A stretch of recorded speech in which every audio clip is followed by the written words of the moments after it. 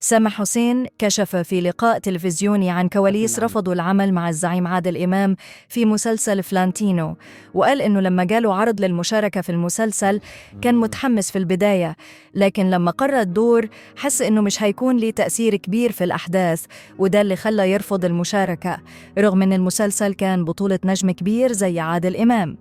وأكد إنه مش بيختار أدواره بناءً على أسماء النجوم اللي بيشتغل معاهم، لكن على حسب أهمية الدور في القصة، وعلشان كده فضل يعتذر عن المسلسل، والدور في النهاية راح للفنان حمدي المرغني. سامح حسين كمان وضح إنه مش ندمان على القرار، بالعكس هو شايف إنه لازم كل ممثل يبقى عنده معايير لاختيار أدواره، لأن المشاركة في عمل فني مش مجرد ظهور وخلاص، لازم الدور يكون ليه قيمة ويضيف لصاحبه وللعمل ككل.